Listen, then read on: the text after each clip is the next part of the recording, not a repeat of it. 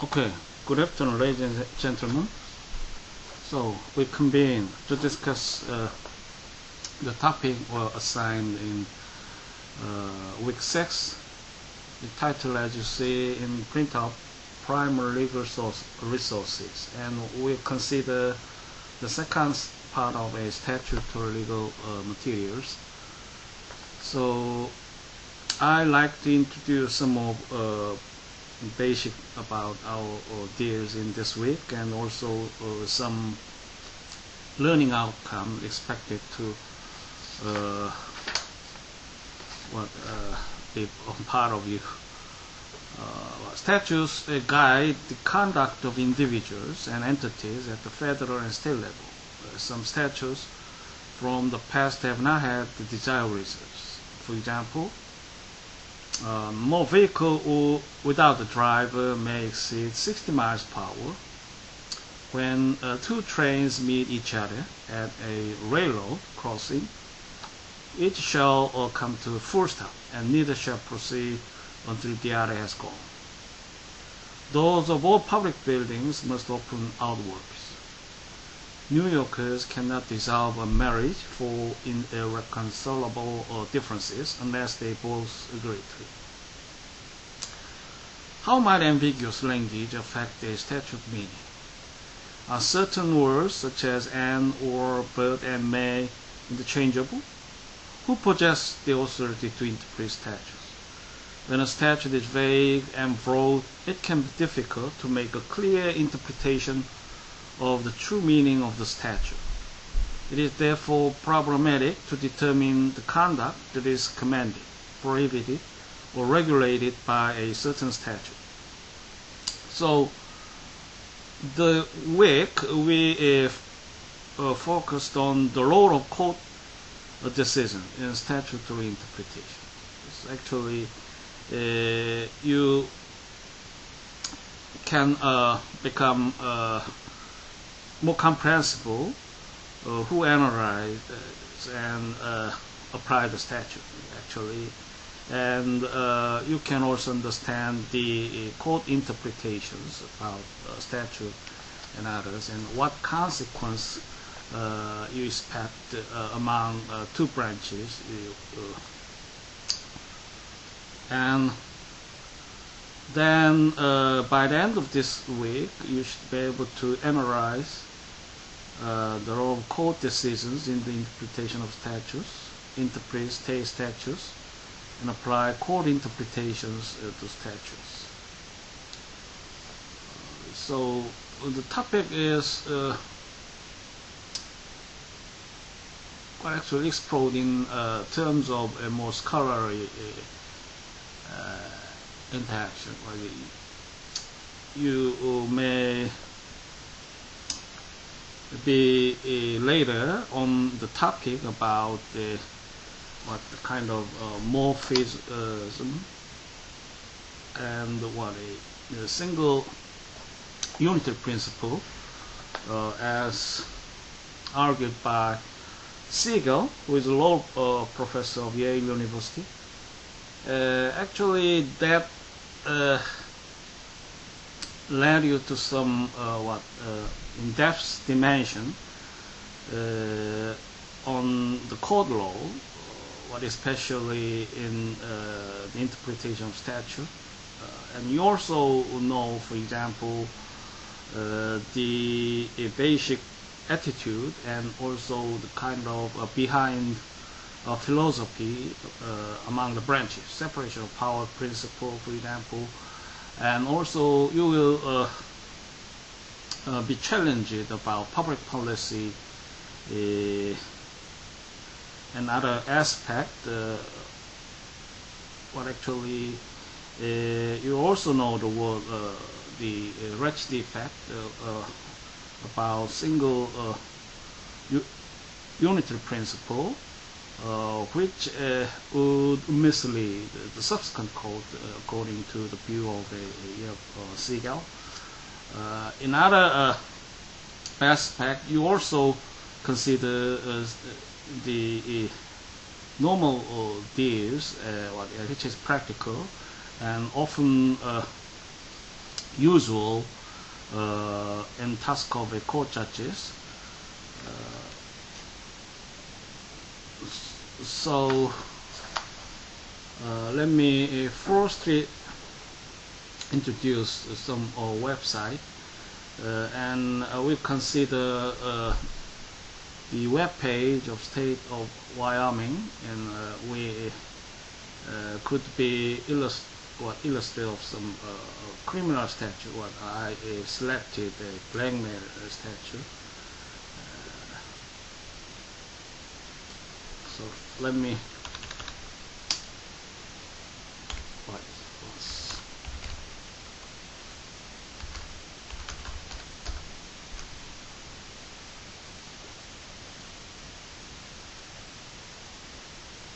simply type state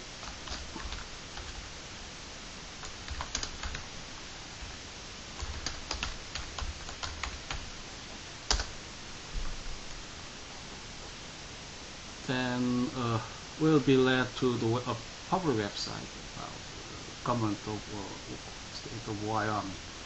It is one small state located in the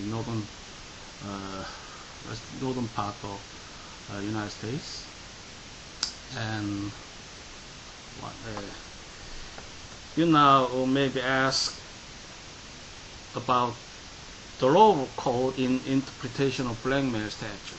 It is one of very consequential practice if you are attorney or law student to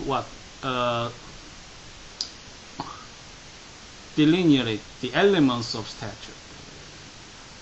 So you now be asked to retrieve the blackmail statute and some elements from the statute. What element is required to constitute the crimes? The criminal justice system often falls within the state authority, as you see in the federalism discourse. Of course, the federal interest might bring the need that the federal government would engage in drafting a statute or others. Nonetheless, the state law in this area of a jurisdiction will be most governing and prevalent. And also the other areas would be civil code. So this class is for the legal system of common law countries, and of course the United States is one of the most notorious nation state in that concern. So actually the one attribute you now experience in this experiment is that the state legal system would resemble in fair extent with the federal issues we recorded in the previous class, but you still could not identify civil code. Of course, UCC would be an exception in that concern. Let us see. You'll see some sections. We now enter the Legislature. In the previous class, we simply work on statute, and of course, I have introduced types of statute materials in as corresponds with the stage and progress of the bills and others. So we tried on bills about North Korean issue, for example, and also I emphasized the importance of session laws, which is extended in content and its deals, so which might supersede in some sense making your work on standing statute negatory in some cases. So it would prevail to in serving your interest in sense. So you consider types of bills in materials in the ambit of your legal research. So consider prudently the nature, quality of products. So they share in large extent the same content, and the provisions might be added or revised in progress. So that's the point. I now lead you to your concern, and in this class we complement the code law in the statutory interpretation. So we have two sources of legal materials, which is most determinative if you are a practicing lawyers, and also highly relevant with your scholarly research. So I have now clicked a state statute and constitution.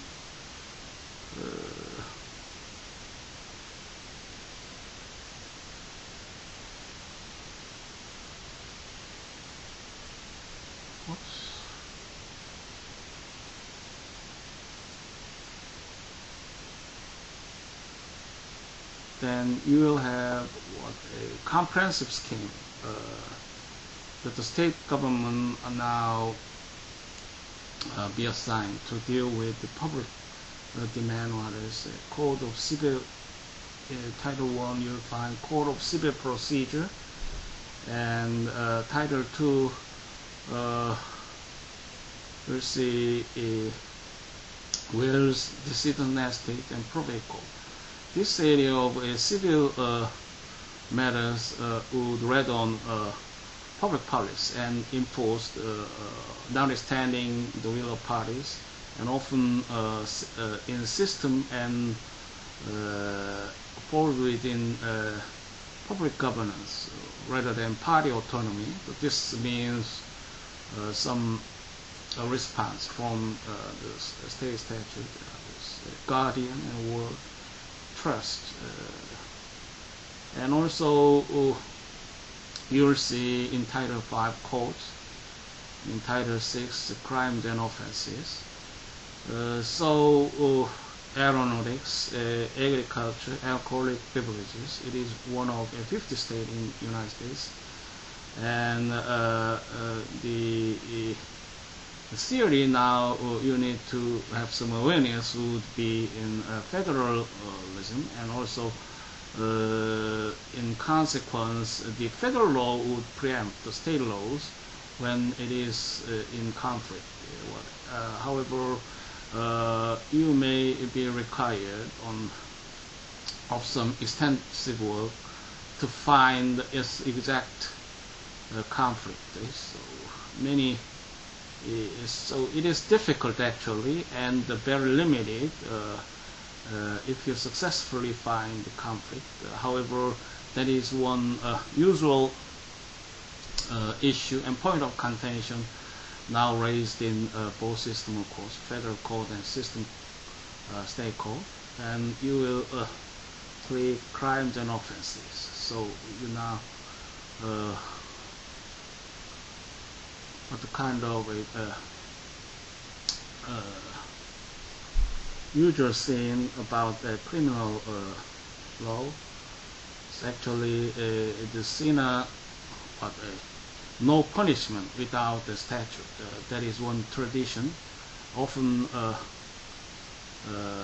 is seen as effective with common law system also. It originated from civil law tradition, but the theory would be shared in practical effect. So the state criminal law would be ordered in written very precise written form. So see what is a rule of lenity, for example. There are also distinct rules to shield the interest of a defendant in the criminal proceeding. So actually, plain language rule is most demanding. Okay? So no in ambiguities, the controversy or disagreement need to be resolved in favor of the defendant. So 100 guilty persons may be exonerated, but must to protect one innocent person. So what is the principle without hold on the criminal proceeding? Beyond the reasonable doubt. So the evidence shall rule in criminal law will require higher standard. For example, it could not be the same with the standard of proof. Actually, preponderance of evidence might be word to describe the civil disputes, and to prevail the case, the standard of evidence need to be minded with judges to dispose the case. So there would be a distinction between civil and criminal standard in evidence.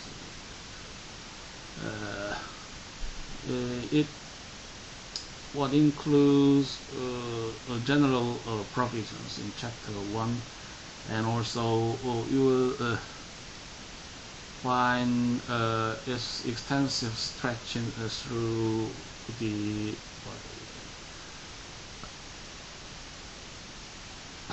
Chapter 10, sentencing, and also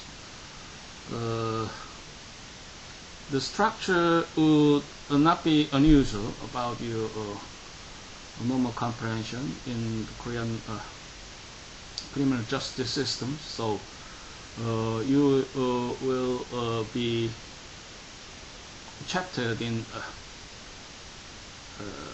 the same concern and interest. For example, the offenses, crimes against a person, offenses and crimes against the property,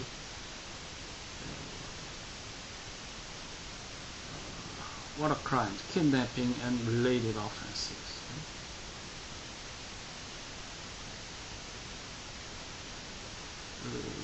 So stalking, penalty, assault and battery. So the human trafficking in Article 3. Article 7 is the lowest section in structure. Title 6 is biggest, and we'll see in next order chapter.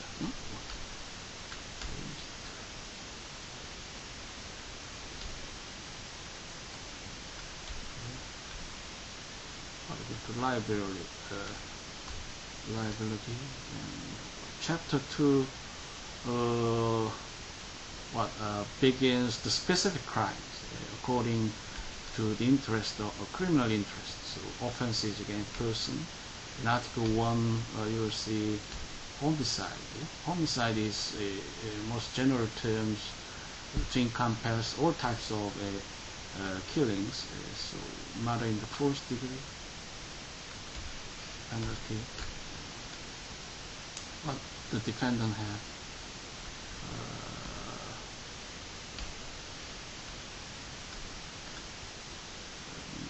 We also find the deals on death penalty. Well, the capital punishment, what actually involves is a critical constitutional question. As you know, in constitutional law class, how do you see it punished? And also perhaps you will be heard of Amnesty International, for example. So often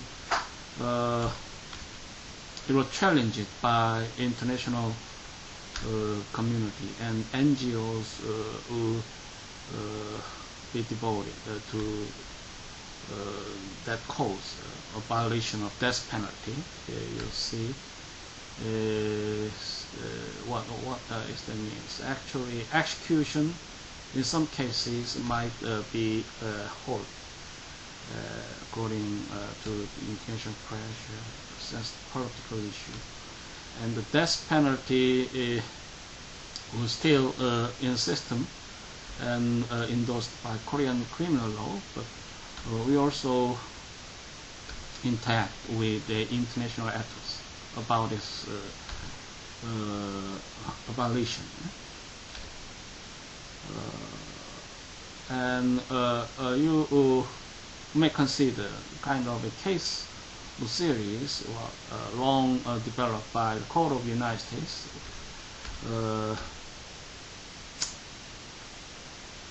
and the United States Supreme Court would create kind of conditions. For example, the due process requirement may be articulated to allow the death penalty constitutional in some conditions, and might be unconstitutional in other cases.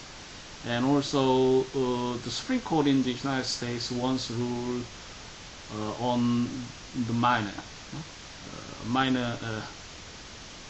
criminal could be executed 17 years in some cases. So actually it is considered in some circumstances cruel and unusual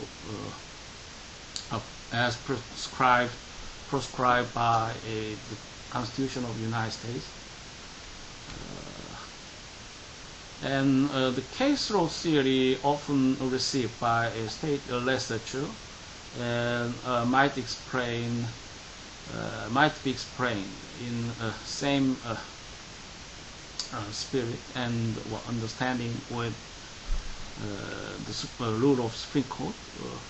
Let us consider the death penalty should not be imposed unless at least one of the aggravating circumstances set forth in subsection H of this section is found. In non-jury cases, the judge shall make such a designation. The jury, if its verdict is a sentence of death, shall designate in writing, signed by the foreman of the jury. The Foreman versus Georgia is a leading case which controls the scope of death penalty laws in the aggravating circumstance or circumstances which is unanimous found beyond the reason. The mitigating circumstance or circumstances which is unanimously found by a preponderance of evidence. So, the kind of evidential concept was employed to define the laws of death penalty. Interest and the bylaws and the crime of murder would be dealt. And actually, you find some intricacies in identifying the homicide. That should be simpler in the criminal law code.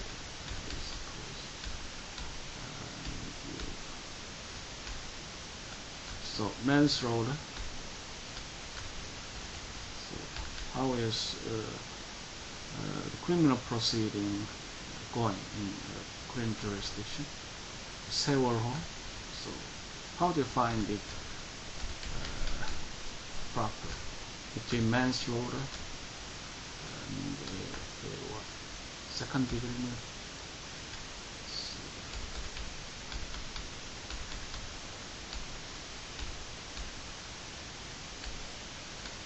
Criminally negligent homicide might fall within this type, unless the situation is present in other extreme way. I'm not sure the charge from Korean prosecutions would be endorsed by court. However, the compassion of Korean people is quite on surge. There is one point we need find the strengths of judicial independence. The court judges need to be insulated from public pressure, felonious restraint, sexual assault. So scope of crimes were prescribed in chapter 2, crimes and offenses against property.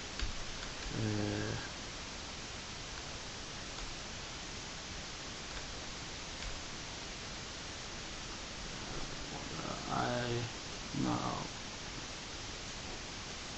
find outside robbery and blackmail.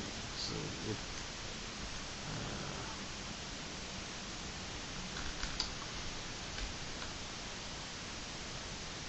it now be ordered in chapter 2.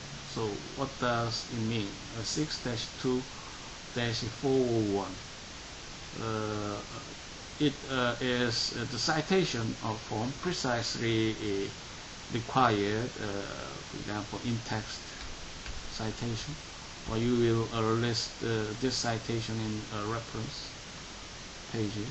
WS 6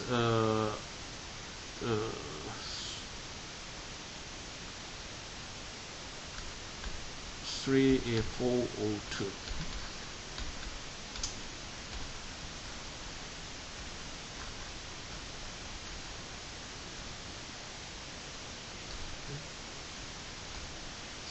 Six -2402 blackmail, and aggravated blackmail, and penalty will prescribe.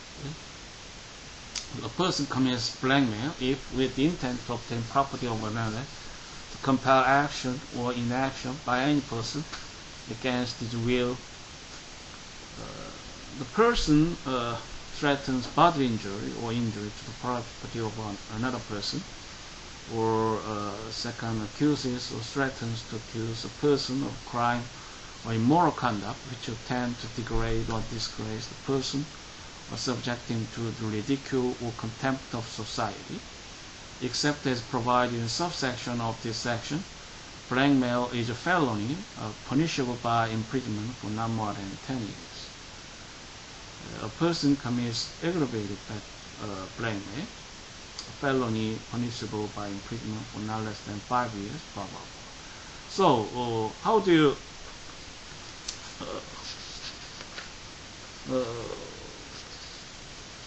beyond assignment? So, you now need to derive the elements of a crime. Perhaps, and also reserves and exceptions. You will be fine with three elements of blackmail. The first one might be with the intent to obtain property of another or to compel action or inaction by any person against his will, threatens bodily injury or injury to the property of another person, accuses or threatens to accuse a person of crime or immoral conduct which degrade or disgrace the person or subject him to the ridicule or contempt of a society. Then, what are reserves? it will be considered a felony.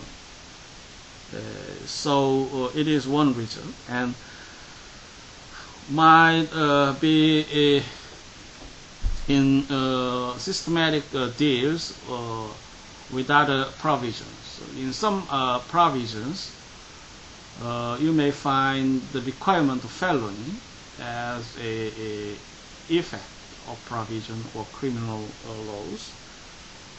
Then the result now effective in this provision would be consistent as related with other provisions. So it is one important result we find to interpret other statute provisions. Felony might be dealt in some distinct status in terms of a legal effect. Then this provision would govern. So blackmail falls within the category of felony, not just misdemeanor, for example. And also the imprisonment could be sentenced for not more than 10 years. There would be mitigating circumstances or the criminal theory to decrease the statutory boundary. However, this is a form result. We now conform in these provisions, and there would be no exceptions in this case.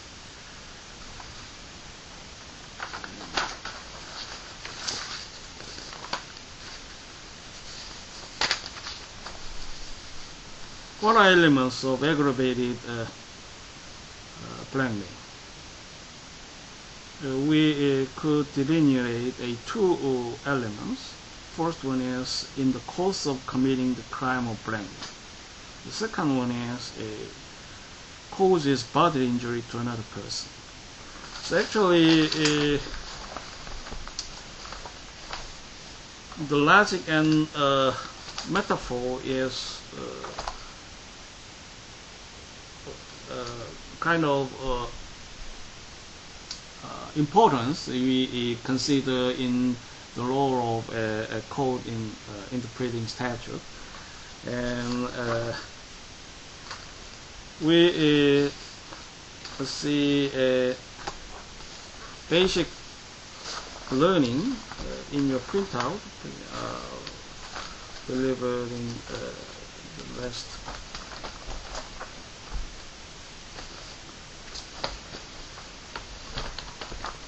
loaner. You are now on the printout. We have two sections from the website loaners.com. So it is a great public learning source. You have free access, and in pages you find several important summaries, for example, concerning taxonomy of rules, common law, statutory law, constitutional law, and form and function of rules, declarative rules and conditional rules, exceptional rules. For example, in conditional rules, state the rule applies only when a series of conditions are met or proven to be true. To follow our example, a bargain requires an offer, and second, an acceptance, and third, consideration. So it is from the contract law. So we see basic three elements to constitute the bargain. Often the third element, consideration, will not be required in civil law. and perhaps that would bring some anomaly in the aspect of a gift relationship. So, could we validly make a gift?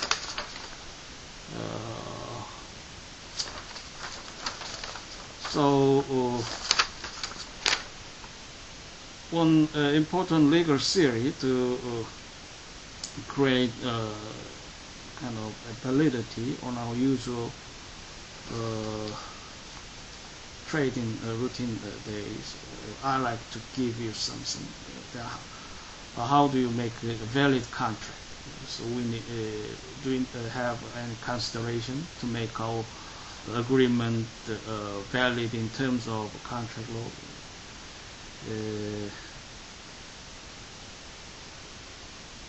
So there is an exception to the rule. The promise to make a gift is not a good consideration. Thus no contract is formed unless there is reliance on the promise.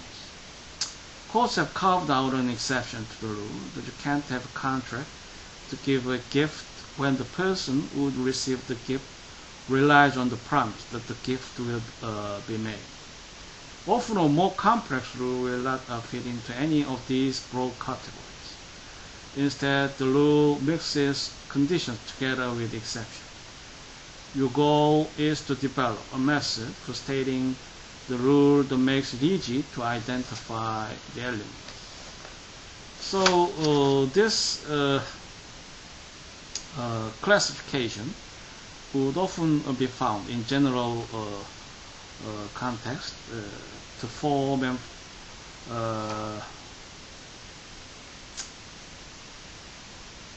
the rules and make the rules actually operative. Conditional rules, declarative rules. So consider this structure to apply the concept into your criminal law assignment. In this case, elements of blank name, we have some rules, but we in some cases may have exceptions. In this case, we find now. And I also made some point about terms of art. So in the core law about statutory interpretation, your focus need to be related with the terms and phrases bearing high implications as case law. So I mentioned the logic and metaphor, and also it's highly sensical about how the code used the words. We call it terms of art. For example, in a recent case, on the part of a Siegel, a law professor, it could be discontented about the use of a core terms, novel and dangerous. How do you see it such strong to make an impact on subsequent cause? So the case is a plain immigration issue, and actually the issue would be the agencies could be competent to detain the illegal aliens if the other countries would not welcome the deported person. So the period could be prolonged, and the detention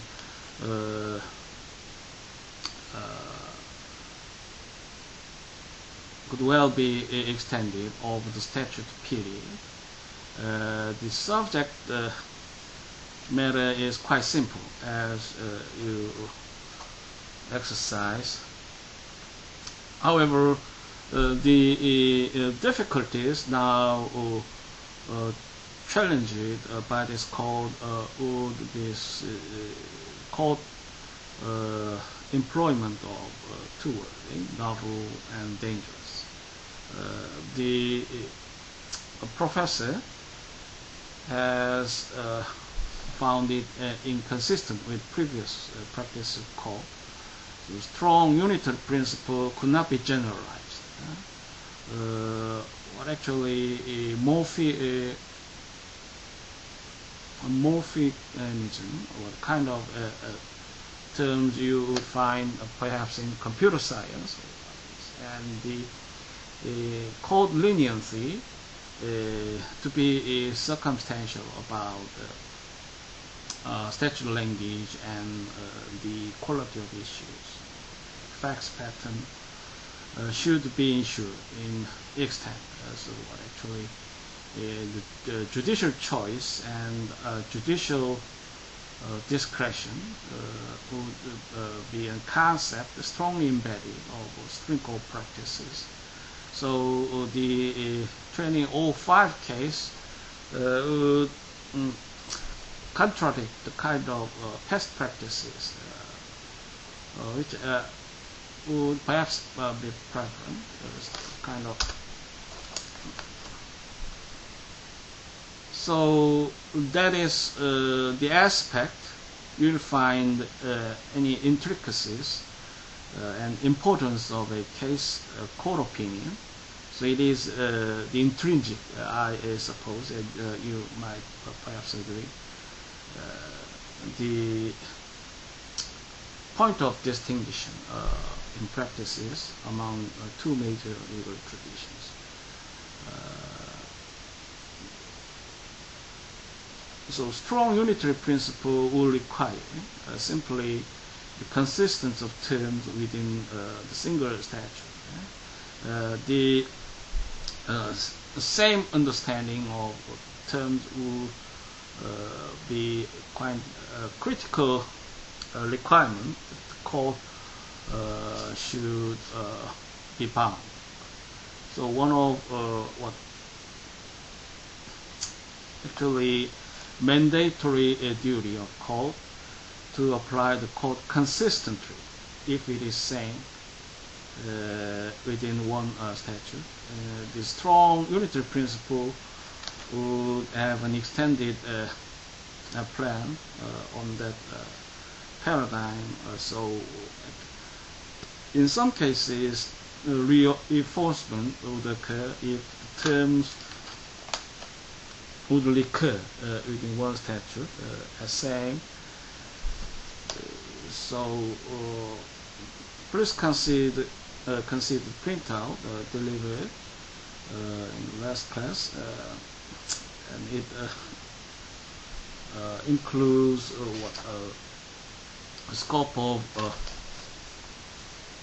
argument involving many important points of consideration: public policy, civil and sub-constitutional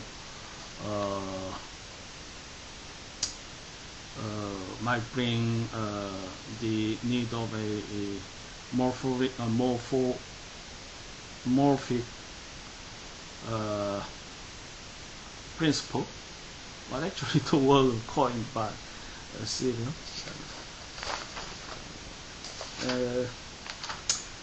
So you have some sense on terms of the craft of core language would influence actually what the law means. And you will extract the law. So in step 1, you need first to identify the law in case law, and in step 2, state the law in your own words and list each element that needs to be proven. In step 3, state the public policy behind the law. So for the statutory interpreter, it is very basic and but important, not to miss important elements.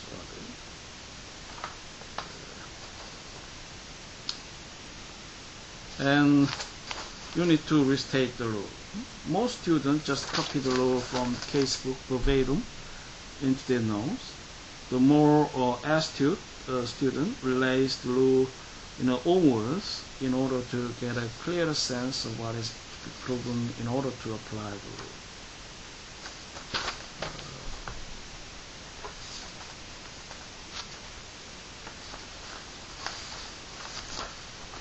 And you also find the basics of analysis. Analysis for beginners.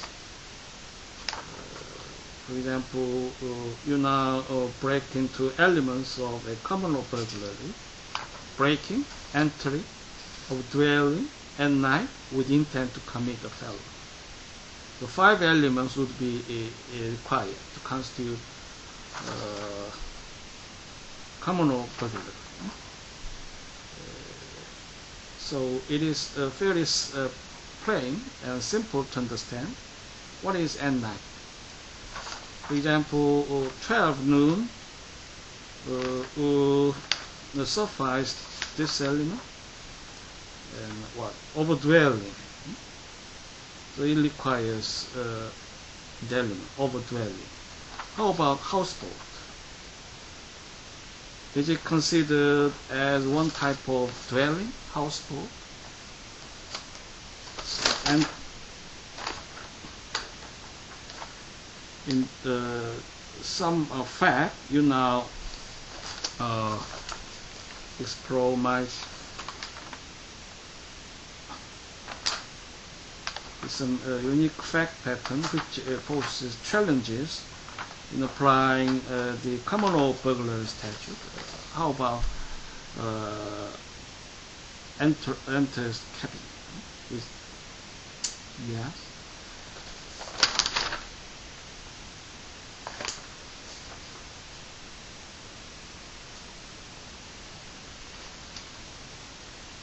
And the court often would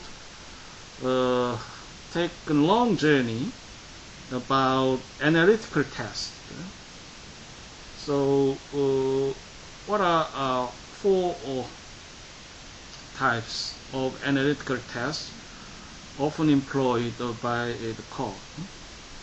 The first test would involve reasoning by analysis. The court would apply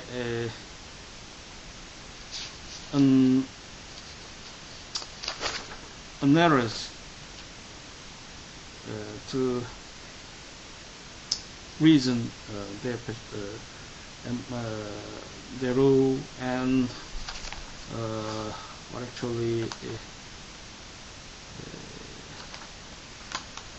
the power persuasion would depend on the skills of analysis, and this skill and competence often is very controlling to which determines the strengths of precedent.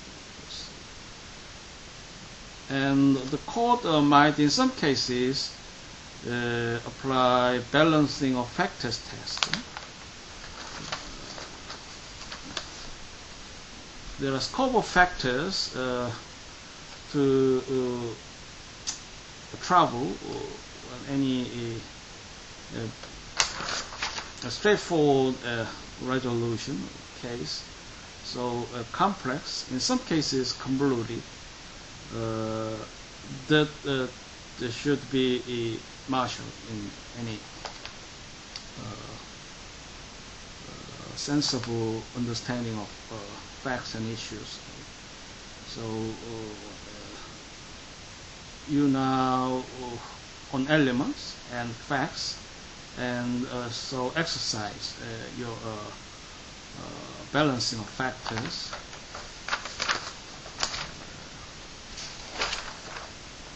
So in the balancing test, the court literally balances different interests to achieve just the result. To the balancing test, the court identifies factors to weigh in making its decision. the factors differ according to the issue. Factors might include age, education, experience, wealth, health, and intent to do harm. The factors are not meant to be a laundry list of unnecessary elements, otherwise the factors would be incorporated into the law. Rather, each factor is just another weight tipping the scale toward applying the law until enough of factors are present that will satisfy the condition. This technique gives the court some leeway to adjust the result given a set of circumstances. So in the balancing test, you perhaps do good if you consider all of the facts and circumstances. No one factor determines the case, and consider equity. This is the moralistic argument that we want to cure harms to an injured party and deter bad behavior.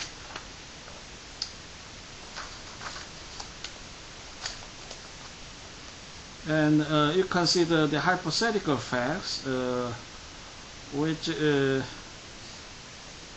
are very useful to understand the balance test more specifically. And also, judicial tests should arise. As a third point, courts also articulate a judicial if-then test that proves a particular element. The test is sometimes couched in terms of probability. It may ask a series of questions to prove an element. Usually, a test will allow the court some flexibility for interpretation in order to achieve a just result.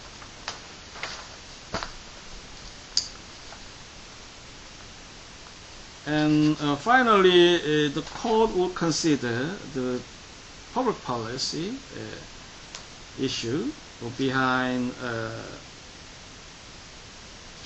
the law and or actually case they handle.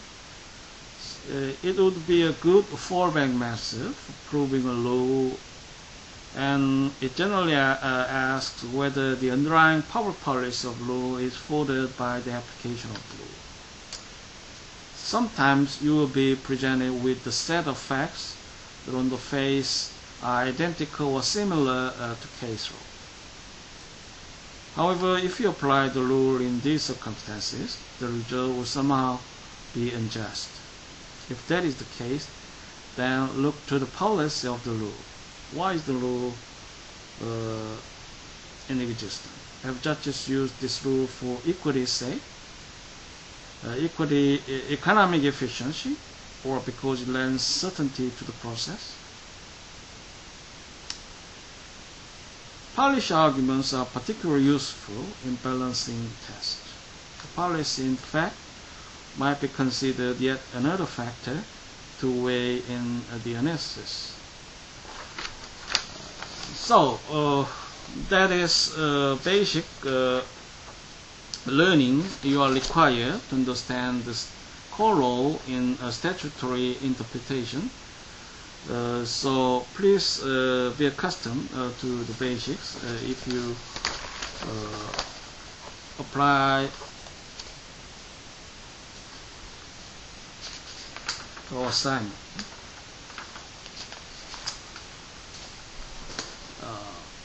So we have now three elements about blackmail. How do you see this clause will be in extent of a court proceeding? Actually, fairly routine crimes we usually encounter in the criminal justice system. So I consider many cases would be entangled with this crime. But we have no way to search in this website. So we now exit from this website to some case laws involving the blackmail statute of Wyoming.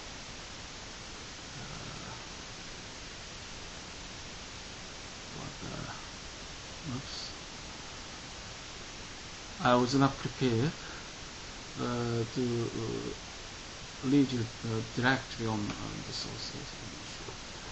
So once again, we'll take some time to our satisfaction. One more time. Nexus. So train yourself to make you accustomed to this process. Legal research actually could be facilitated very much with training.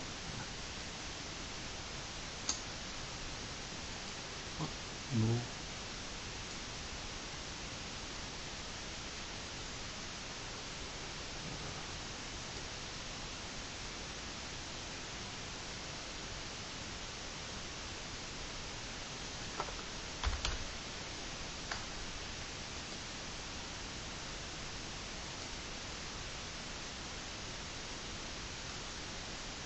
That's my private account reserved for legal research. Letter 6 private server class.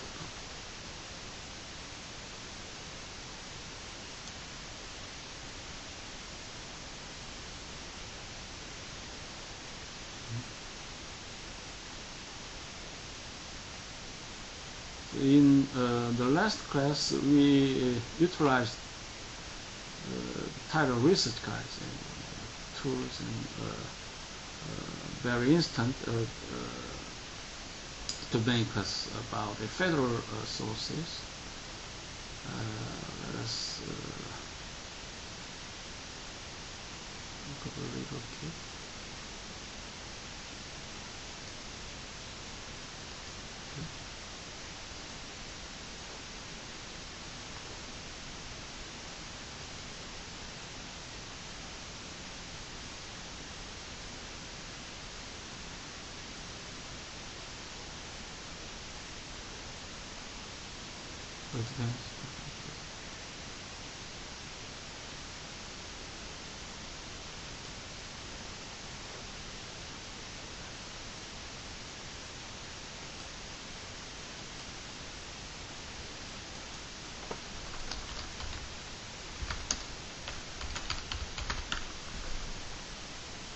So we simply type in the source name, state statutes.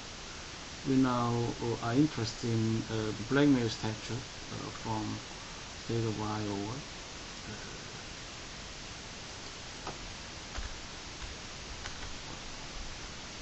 It displays a fair sign. State.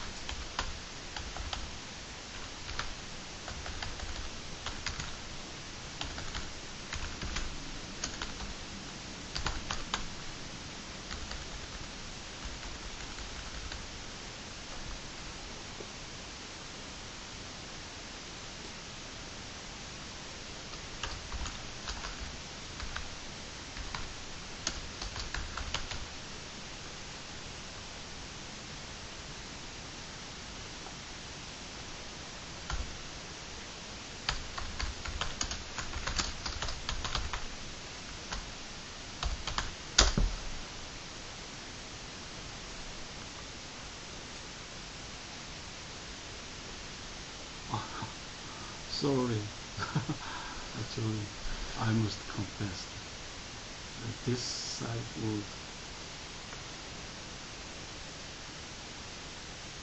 be on our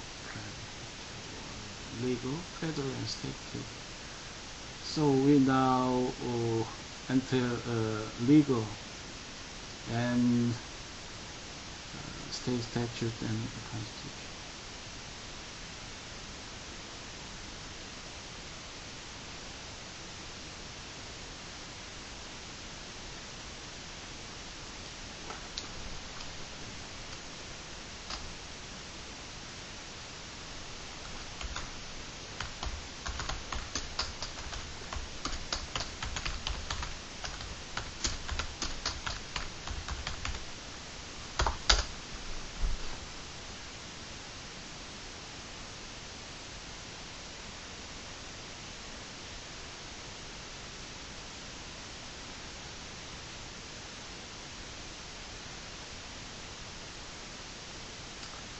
Oops, we have been successful to reach the expected results. So this is first time on legal research.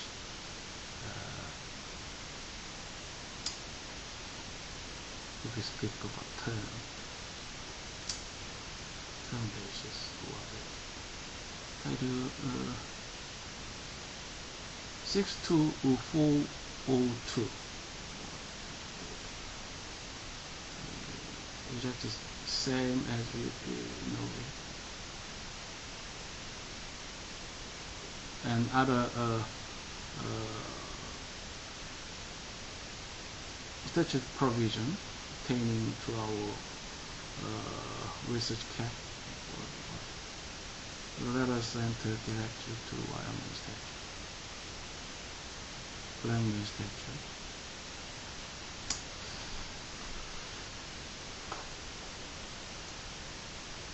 So Lexis and Nexis will provide very useful information, which is systemic and also inclusive of important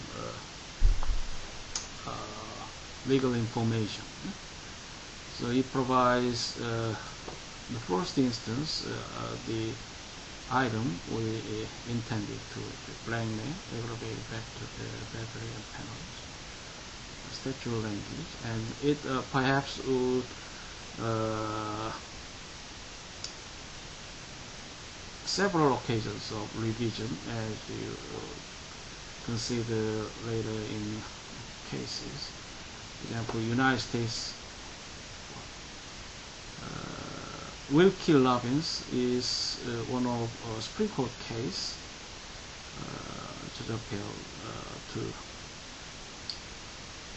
based on certiorari. Certiorari was granted, and it the case brought some important question about RICO statute. What is RICO statute? Racketeering and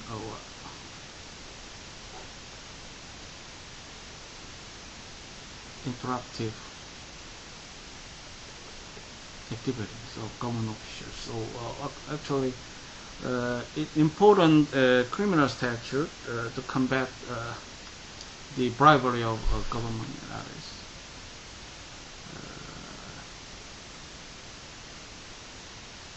So we will have some insights about court law in statutory interpretation. First, let us consider the state case laws. The case name is typed Otte versus State, and you also now have some point of learning about the citation. The case name, and what is this? 563P-13A61. This would mean the page number in the state case docket. This would be number of proofs. And Lexis also would construct a system of case citation. It is a little old case, and perhaps would be on different version of statute. In any case, we will retrieve the case court opinion. We'll find the prior history of court and disposition. The case actually was remanded for resentencing, and we are available court terms, so you could grasp the nature and what issues of this case: blackmail, larceny, manager, store manager, bag, entrapment, or menace. Let us return. So as the purpose of this class would make me accustomed to the legal materials, LexisNexis, and the sources from Westlaw. So let us browse the other law reviews would be presented for article changing structure of criminal sentencing, and also American jurisprudence second,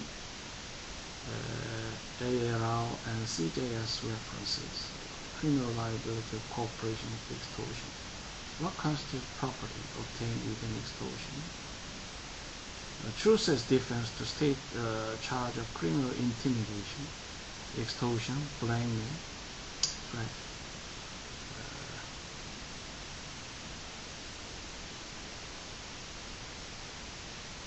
And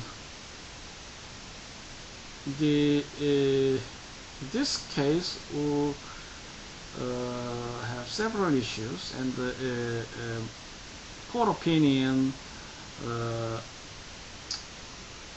will rule on the issue, the basic, the rule actually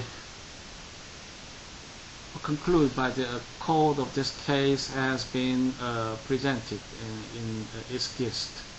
Communication of threat to intended victim is necessary element of crime, blackmail under this section. Such threat need not be communicated directly. The threat must strike fear in ordinary manner. You will see later the dissenting opinion. Two justices will disagree on the opinion of majority court. For example, the emphasis of communication of threat would contradict the intent of the intent of legislature. Actually, the goal of this statute would be on the victim's part. In the case of majority, however, the dissenting opinion would make more salient emphasis on the evil mind of a criminal. So the communication of threat might be required, but in not a controlling factor in understanding the statute requirement. And the second rule would be same virtually, often found in the criminal law of civilized countries. Threat need not be communicated directly. It's a round way to reach the victim would suffice. 3 or 4 persons may involve to mediate the message of defendant. And in this case, as you see, involves entrapment. So fake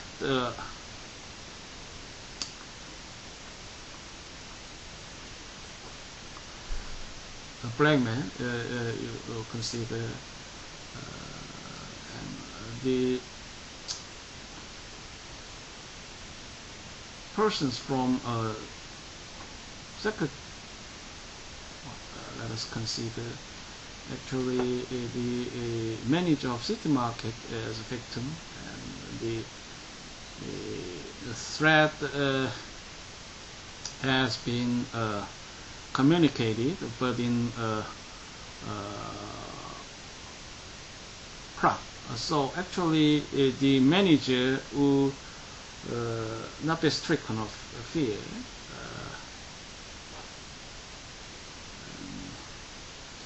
Department was secretary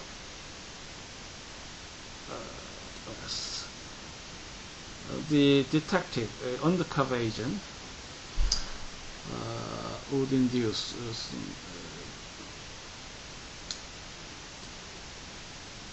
plot scheme about blackmail. The defendant agreed, but it is actually a controversy among justices. Actually, let's see, one Michael George Looney is an agent, undercover agent from the Wyoming Attorney General's office, and met the defendant appellant, Michael Otte, J-Spot in Wyoming. They talked about planned robbery or blackmail plot against City Market, Ross Springs, Wyoming. So other agents who also have an awareness of the scheme and make a part about the plot, robbery, blackmail.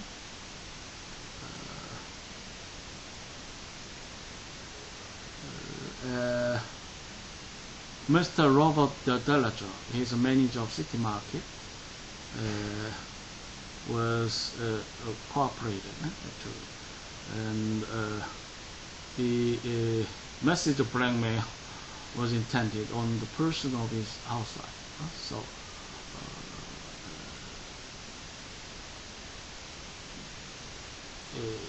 the manager should place the money from City Market in a bag in the plot and deliver it to the store's parking lot for Looney and Otte to take.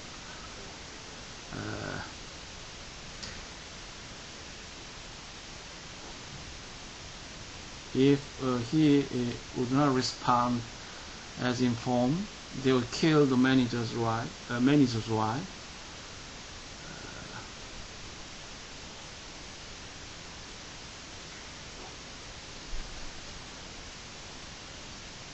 So the issue in this case would cover very typical of entrapment cases, hearsay, and the defendant was charged with 3 counts of crime: larceny, blackmail, and robbery. And the court found charges of robbery and larceny guilty, actually, but the court discharged blackmail crime actually, and ruled that the element of blackmail that was not satisfactory met. It could be contended in the frame of evidentiary aspect, and actually also be disputed in understanding the statutory element. So as we saw, the majority court would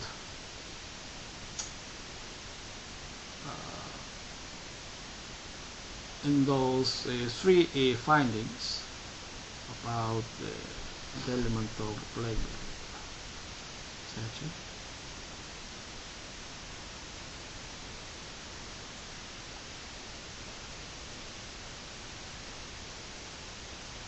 In the instant matter, it is clear that all intended and even attempt to make a threat, it should be delivered by Looney to Dellinger. Certainly, the nature of communication he intended for delivery was such to constitute a threat had it been received as such.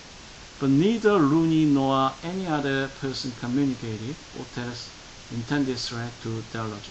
Instead, the agents advised Dellinger that Otte had planned to blackmail him, and under these circumstances, the communication simply amounted to an enlistment of store manager's help in aiding Otte to carry out the intended larceny of the money. So we now revert to the fact of this case, this line of sentence would be very dispositive about communication of threat. Mr. Delajor was informed of General Legislature's proposed threat. He was assured that no actual threat would be made, and his wife would be safe and protected. He was requested to mark some money for later identification.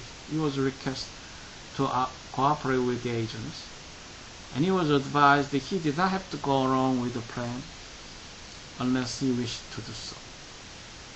So, normal context of arrangement would often occur in this way.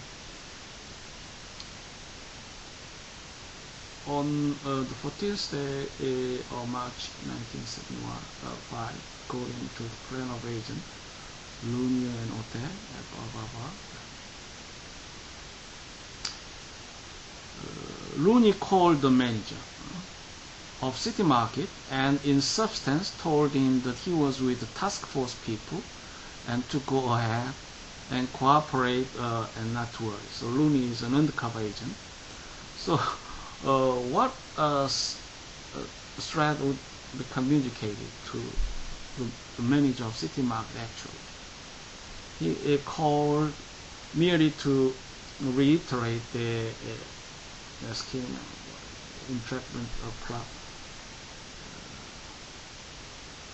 How do you see this context would be ascribed kind of blackmail, essence of blackmail in our usual understanding? The statutory would not go beyond our usual concept of blackmail. However, you also confirm the evil mind from the victim. So how do you side between the court opinion and two dissenting justices? So entrapment might often save the predicament of a criminal justice. The investigation, the crime would become abundant without this kind of some, in some sense, wicked scheme of it. So the court might consider the public policy aspect of this issue. So might be better to promote the vigor and the business ways of police authority. Nonetheless, in some cases, it could be another effect, a misdirection of innocent person, which would be worst, goal of criminal justice. In other aspect,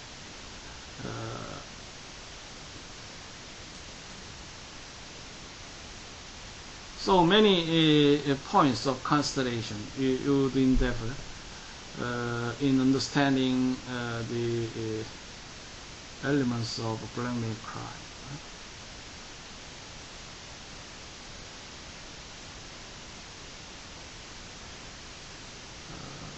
The exact wording of the statute was dictated to Looney by the defendant.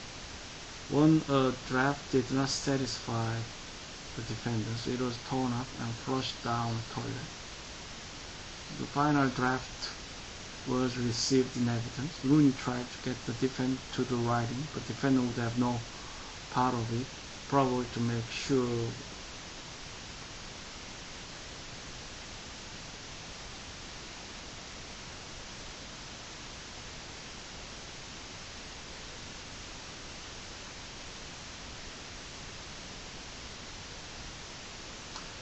So the dissenting opinion also argued on improper understanding of facts. So let us consider the many exchanges of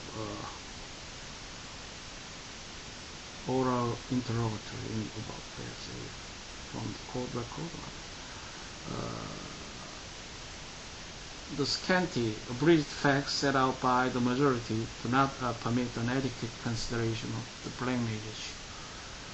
The principal witness against defendant was an undercover operative or informer of the investigative staff of the state attorney general's office in Rock Springs as part of a combined state-county city crime task force. He looked and dressed to be a hippie type, loitering around bars, picking over.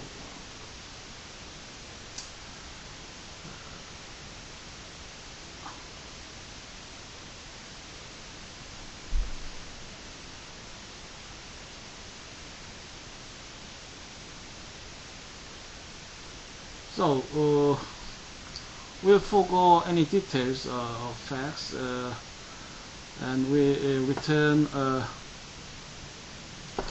to the three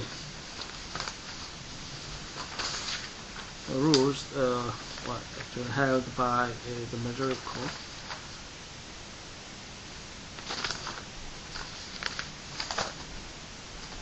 The two reasons seem to be effective to support the dissenting view. One is the public policy rationale. The many prudent and conscientious citizens should be protected, and some due policy scheme on this idea should be supported. So the dissenting opinion would turn on the majority opinion about this point. It is actually unfair that the criminal only could have absolute liberty in senses. That should be for a conscious and prudent citizens. How do you balance between conscientious innocent citizens and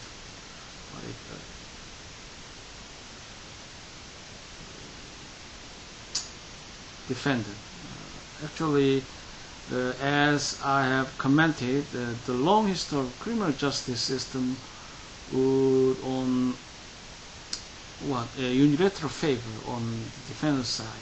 So what is the rule of lenient? The interpretation should be controlled in the interest of criminals, and the proceeding need to be skimmed. What is adversary proceeding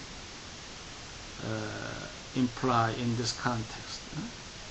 Inquisitive system of criminal justice system would often be seen the kind of evil which what distorted fair justice. Equal status between defendant and prosecution need to be ensured. The kind of consideration would come ample to support the defendant. Since we have a history of atrocities of abusive monarchism and the kind of torture, or actually self-incrimination has been almost pursued. So scientific investigation is a modern new concept, and also we have received many scientific supports from psychology. Criminal victim is one of important consequence in that we need to redirect the structure of criminal law to make an emphasis on the victim side. And you also have many versions of goals of criminal justice system. What is retribution? There is one instinct we see to be required of criminal justice system. I have illustrated death penalty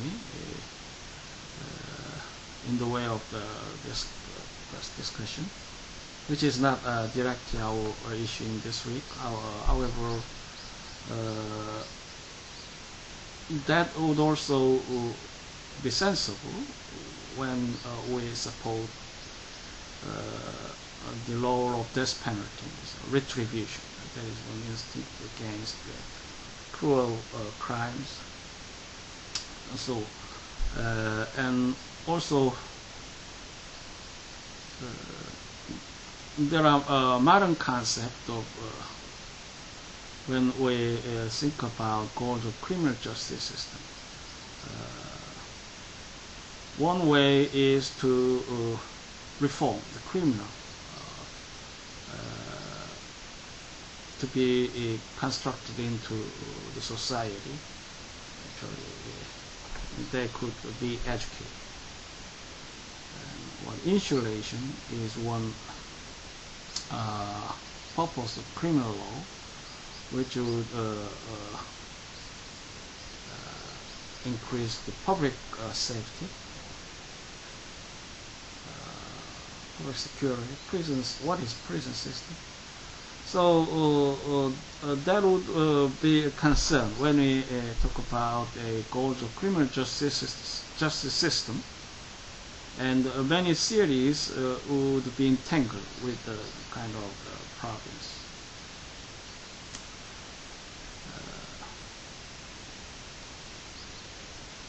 So entrapment could pose kind of challenges in that balance. Conscientious citizens, prudent citizens against defendant.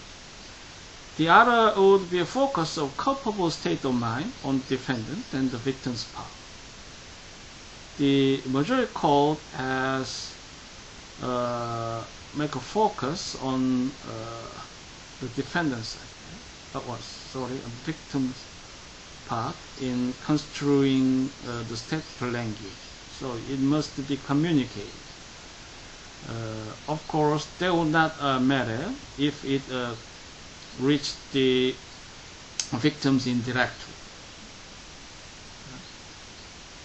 In any case, it would be necessary to be communicated.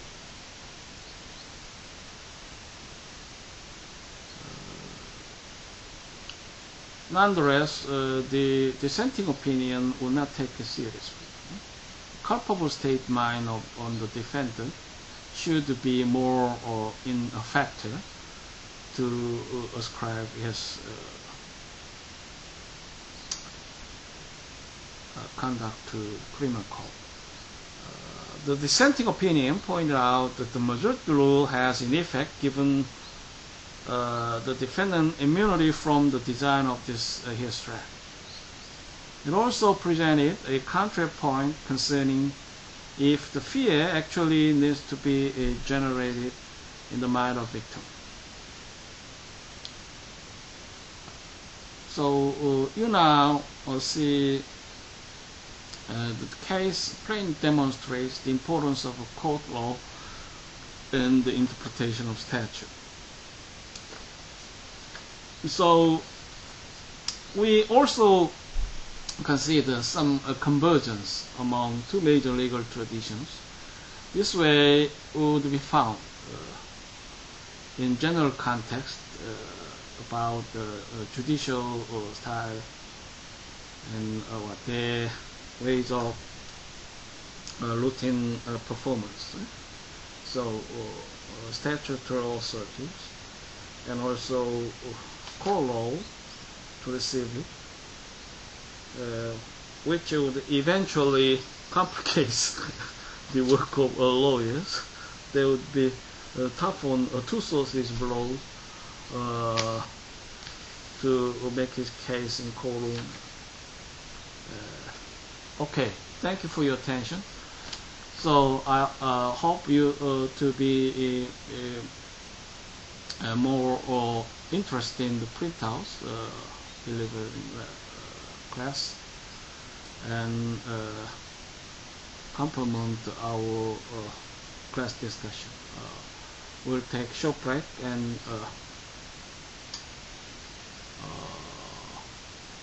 be on some other issue left for this week. Thank you for your attention.